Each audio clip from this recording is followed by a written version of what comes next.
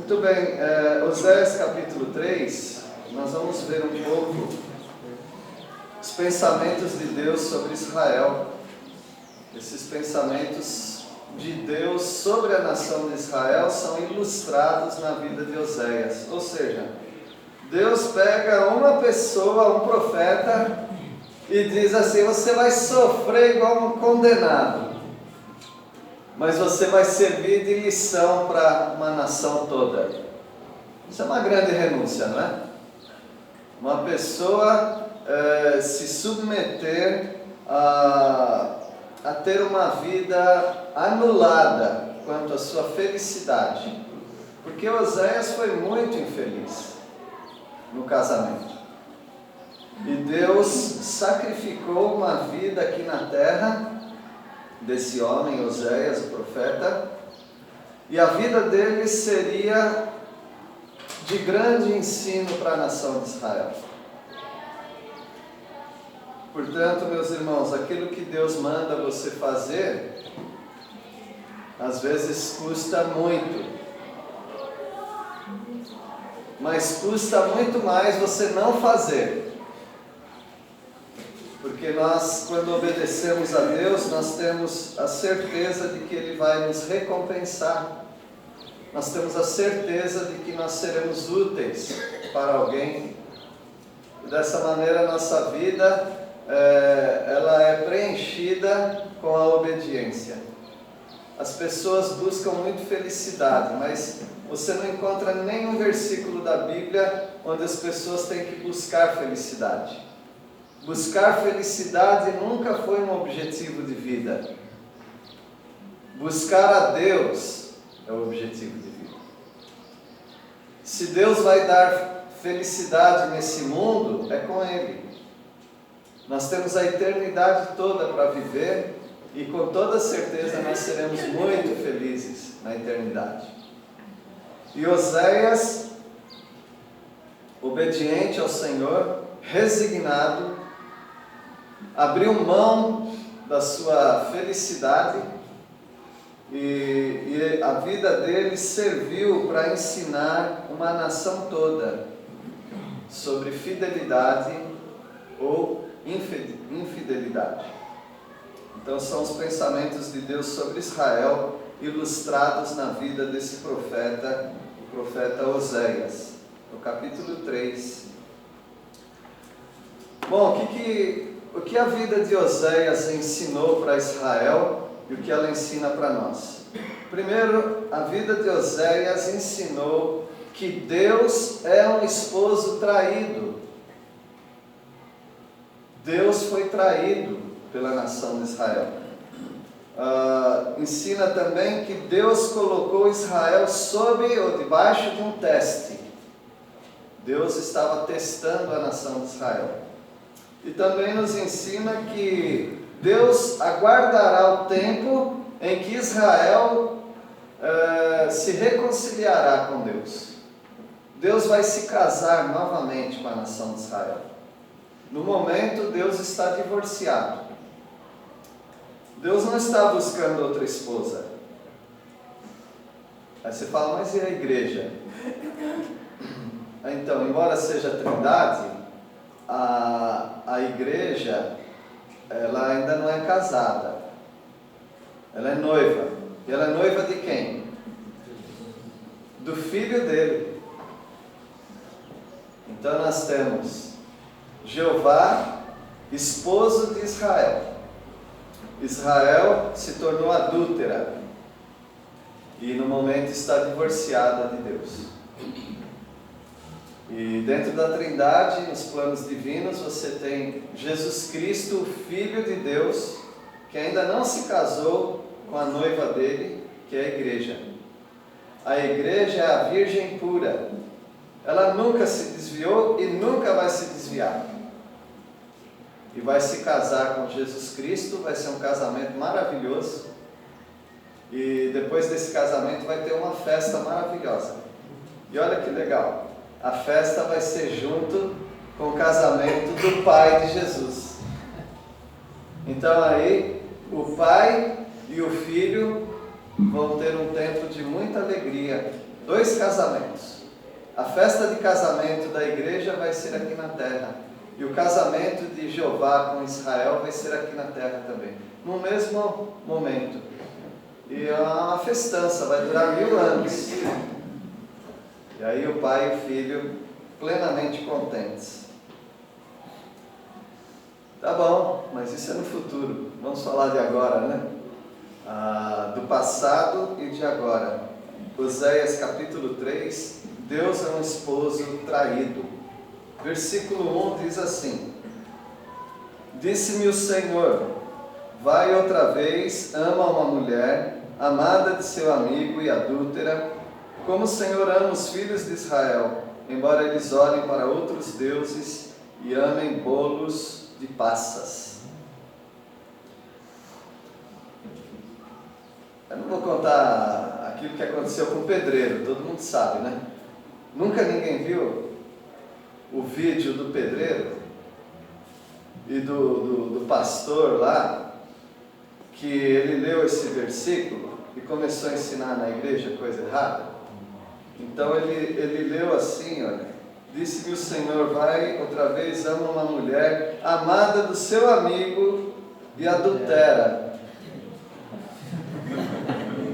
E aí ele foi e falou lá para o casal que era para ela então se unir a ele, ao pastor, porque Deus revelou para o pastor.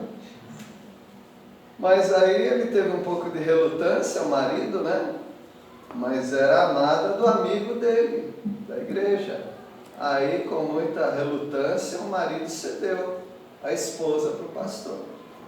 Aquilo causou um grande problema e foi parar na Rede Globo. Aí um repórter foi lá, né, depois daquele escândalo todo que aconteceu. Aí sentou com ele, o repórter, acho que não é um crente da palavra, né? Mas sentou com ele e falou, e foi falar com a base, ele falou, não, porque Deus falou para mim, Deus me revelou. E aí ele leu esse versículo. Aí o repórter falou, mas vamos ler de novo, não tem uma coisa errada aqui não? Disse-me o Senhor, vai outra vez, ama uma mulher amada de seu amigo e adultera. O senhor não acha que não tem um acento aqui? O acento muda tudo, né? Não é adultera, é o quê? Adúltera. Aí ele falou assim, olha, o senhor falando agora até que tudo bem. Agora, mas já foi feito estrago, né?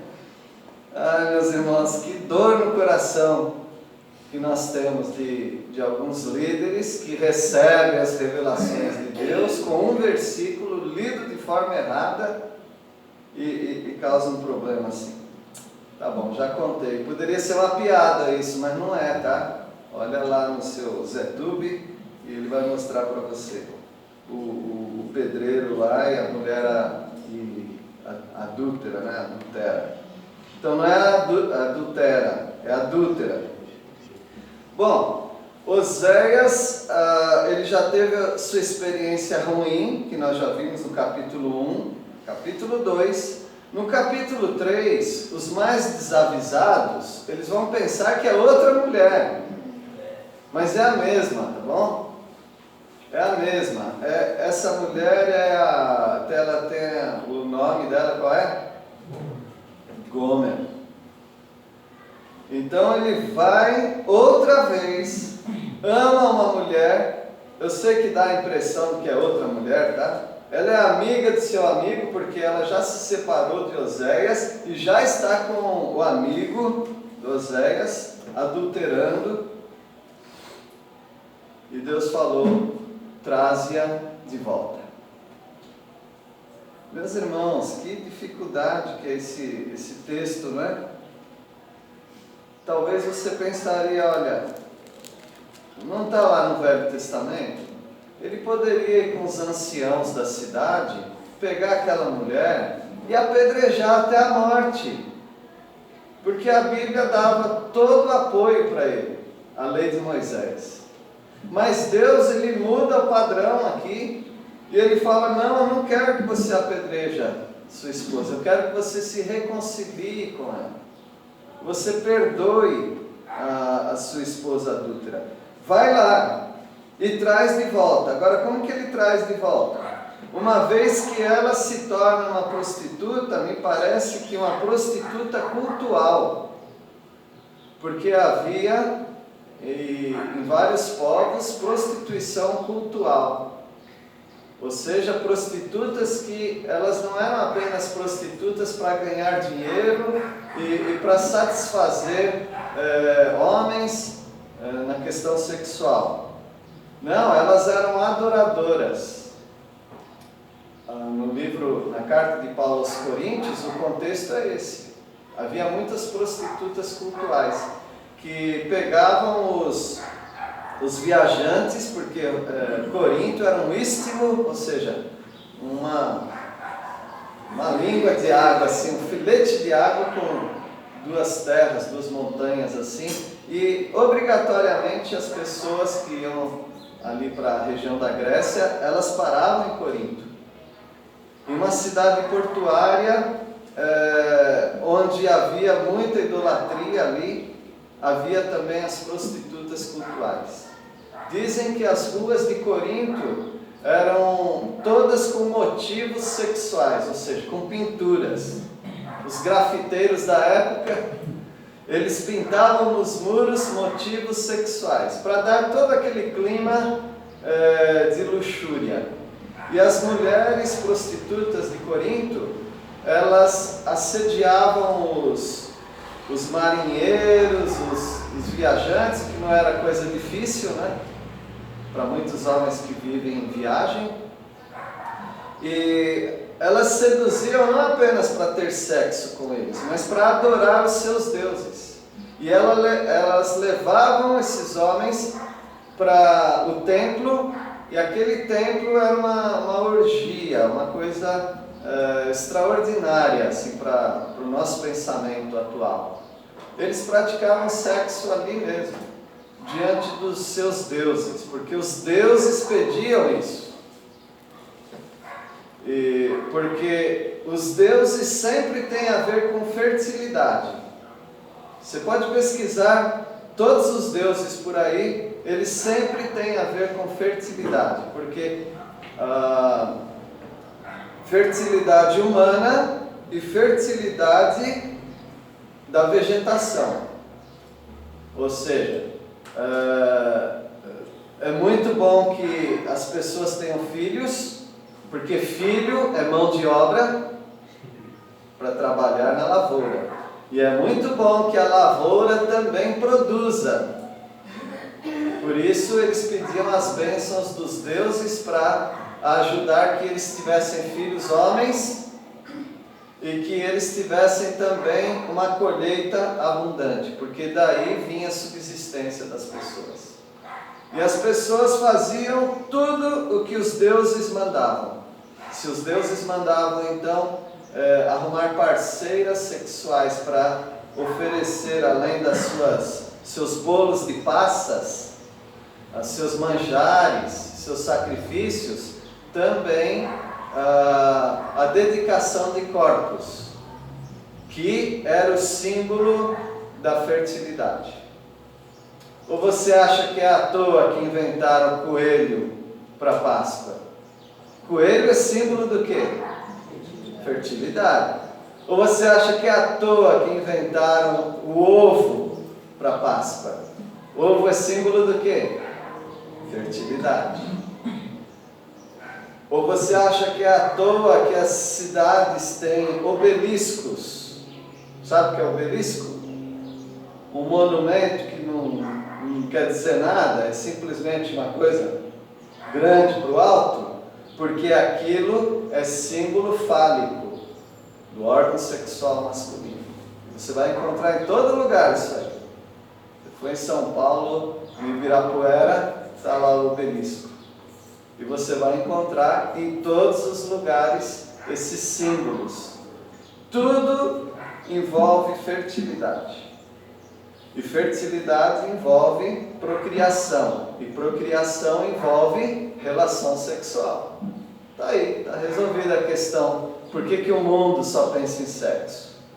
A questão não é só sexual. A questão é cultual. A questão é uma idolatria da fertilidade.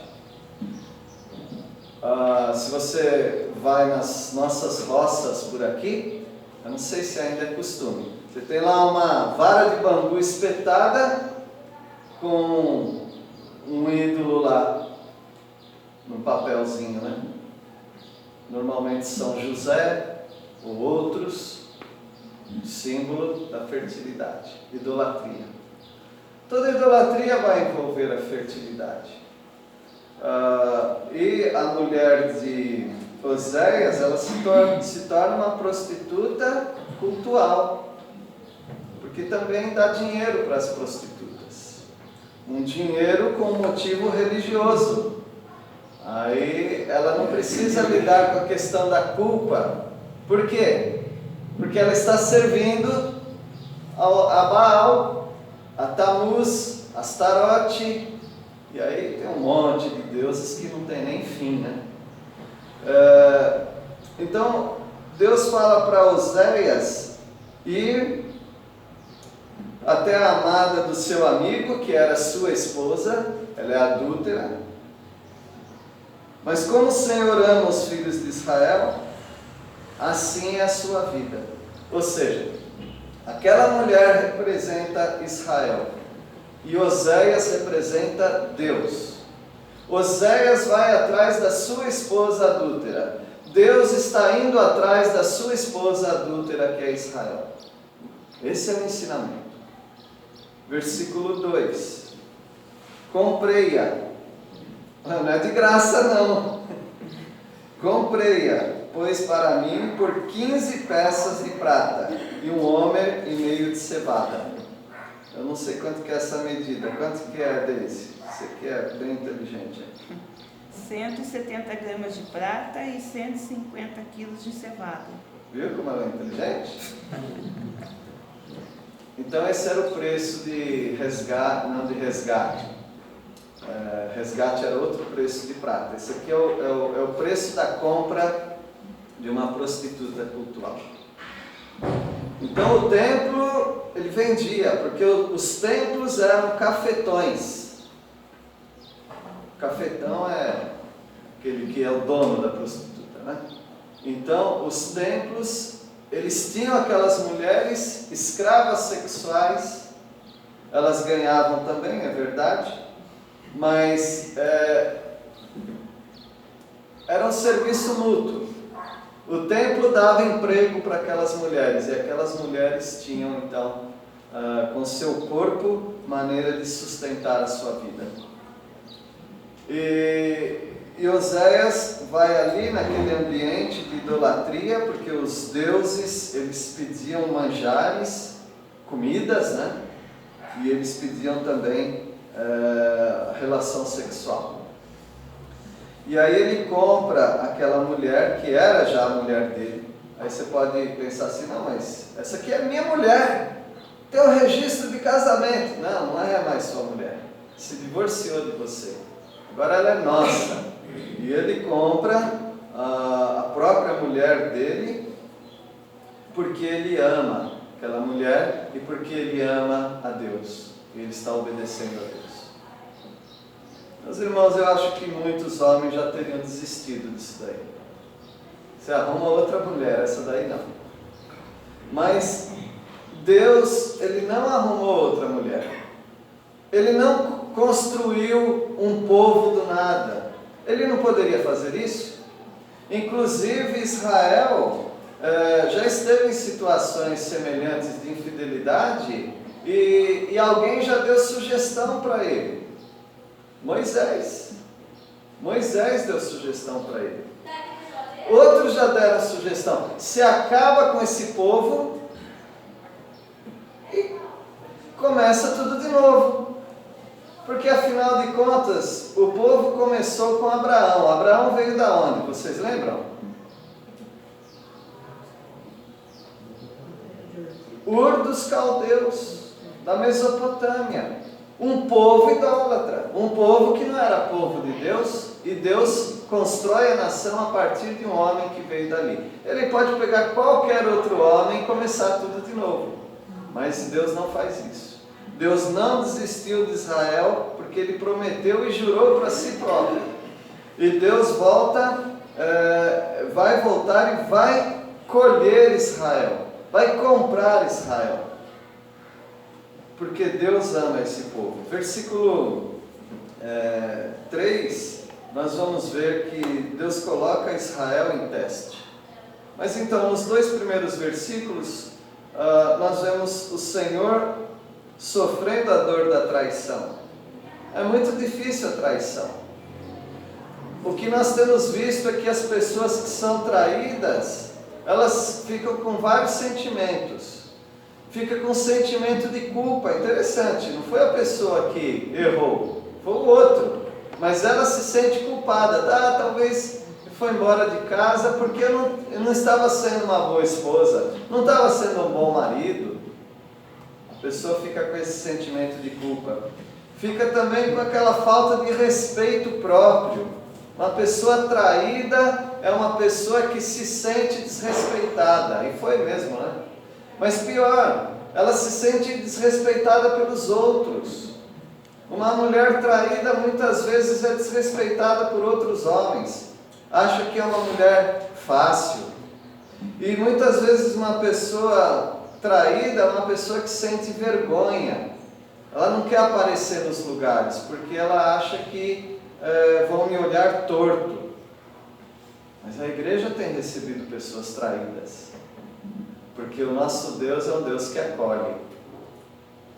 E a nação de Israel traiu, Deus passou vergonha, por assim dizer, né? Diante de todos os povos. Mas Deus não desistiu da nação de Israel. Deus é amoroso. Mas Deus compra a nação de Israel. O Oséias compra a esposa dele de volta e coloca sob teste. Versículo 3. E lhe disse, ou seja, Oséias disse para a esposa que ele comprou, né? Tu esperarás por mim muitos dias, não te prostituirás, nem serás de outro homem. Assim também eu esperarei por ti. Havia uma regra, uma lei, que no caso de comprar uma mulher assim prostituta, qualquer mulher, comprava uma mulher para ser a sua esposa, eles não podiam ter relação sexual de imediato.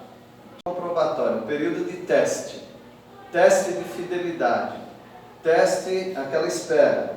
Então Oséias também, ele cumpriu isso e ele esperaria a esposa dele por algum tempo. Não sei precisar para os irmãos quanto tempo que era. O que Deus estava dizendo? Que a nação de Israel vai ficar em teste, e a nação de Israel está sob teste. Deus não abandonou Israel.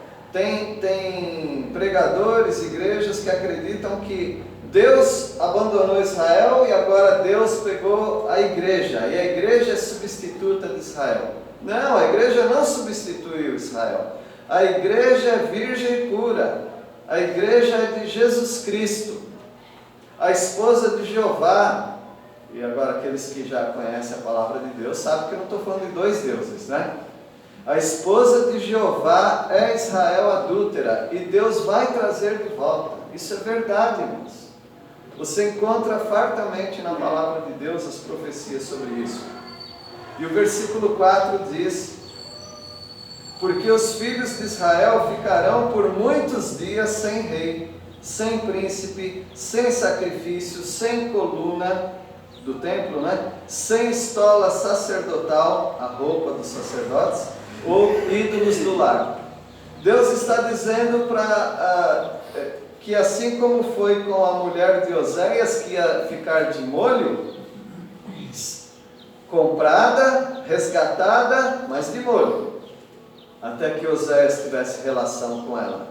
A nação de Israel, a mesma coisa. A nação de Israel vai para o cativeiro e Deus faz desaparecer os sacrifícios, o templo, isso em Judá, né? As roupas do sacerdote, porque os sacerdotes também somem, e é assim que está a nação de Israel hoje. Quem é o rei de Israel? Não existe rei de Israel. Existe primeiro-ministro, mas não existe rei, nunca mais houve. Deus vai trazer tudo isso de volta. E aqui uma referência aos ídolos do lar. Uma coisa errada, mas muitos tinham. Ídolos do lar é a tradução da palavra terafim. Terafim era objetos que davam sorte, prosperidade, saúde. Todo mundo faz uma fezinha, né? E o povo de Israel era assim também. Tinha os seus ídolos do lar. Errado, pecaminoso. É um pé de coelho aqui, é uma figa ali. Bom, tem um monte, né? Pessoas, talvez ainda tenha pessoas, mesmo instruídas na palavra de Deus, mas ainda tendo seus objetos. É um filho que morre e a pessoa cortou um tufo de cabelo e guarda numa caixinha, numa gaveta, bem escondidinho, ninguém sabe daquilo, ela tem aquilo ali. Por que você tem aquilo ali? Joga fora aquilo. É isso que a gente tem que orientar as pessoas a fazerem isso. Não tenha nenhum objeto que seja algo que invoque alguma segurança. Eu fui lá naquela cidade, eu achei tão bonitinha aquelas pirâmides. Eu achei tão bonitinho aquele elefantinho. Tudo bem, você usa como bibelô na sua casa, mas eu já quero dizer que pirâmide e elefantinho invoca adoração. E tem um monte de coisinha de bibelôzinho que é isso. Agora não vai ficar doido não, tá? Jogar fora tudo na sua casa. Procura saber primeiro. Mas tem coisas que não convém para nós. Vai trazer maldição para o lar? Não. Eu não acredito nisso. Mas eu não vou trazer uma pirâmide que ela é um objeto, um talismã para as pessoas, um elefantinho. Vocês sabem do elefantinho que eu estou falando? Sabem? Porque vocês têm em casa? Elefantinho de vidro, essas coisinhas aí. Então tem um monte de coisa que são talismãs.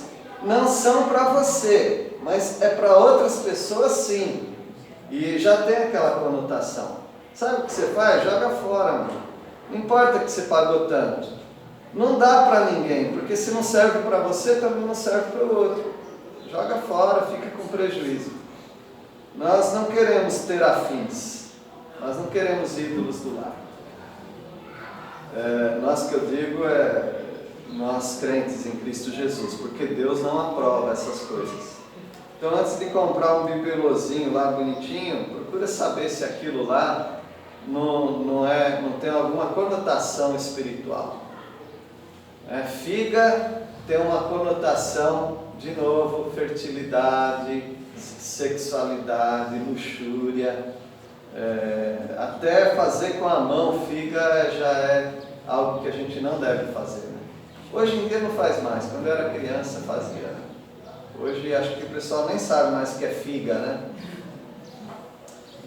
E alguns falam uma figa, isso aí você também não fala. Eu falei assim só para... É didático, mas você não deve falar essas coisas, é palavrão isso daí. Então Deus coloca Israel em teste. A nação de Israel foi colocada em teste e ela quase sempre foi reprovada, ou sempre foi reprovada. Deus colocou o jovem rico em teste, porque o jovem rico falou, o que eu faço para herdar a vida eterna? Eu conheço os mandamentos. Aí ele fala os mandamentos e Jesus falou, então passou no teste? Não, vai, vende tudo que tens e dá para os pobres. Depois me segue. A Bíblia diz que aquele jovem sai cabisbaixo, triste, porque ele tinha muitas propriedades.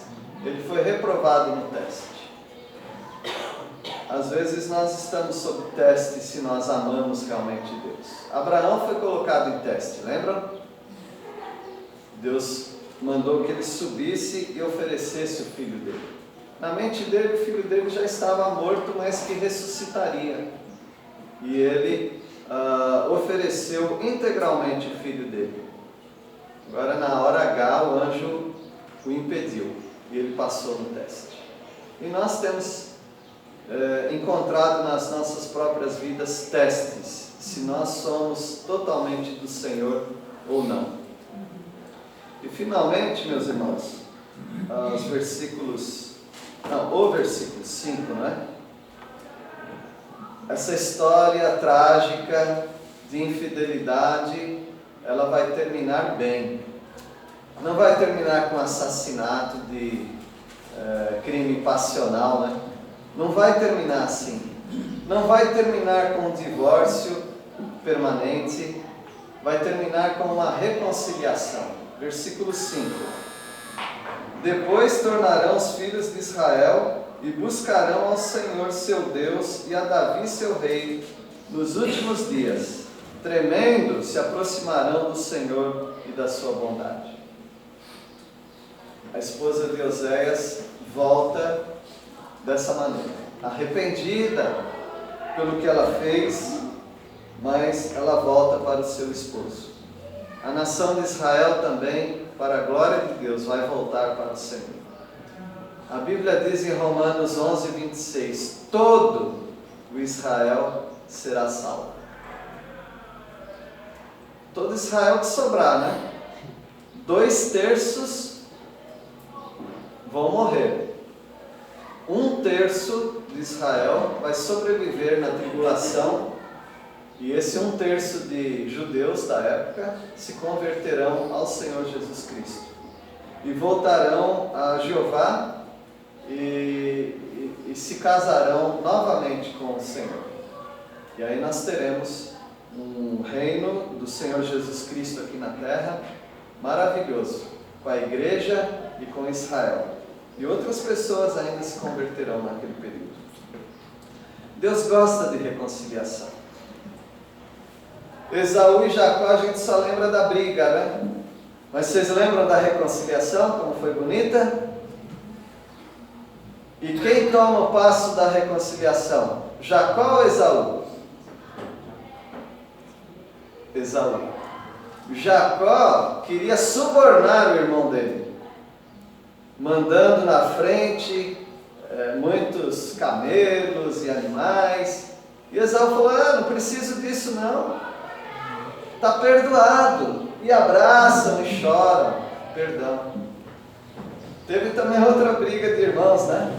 José e seus irmãos. José faz um joguinho lá com eles, mas chega uma hora que José não aguenta mais. Ele chora, abre o berreiro que todo o palácio ouve. E aí ele perdoa os irmãos dele.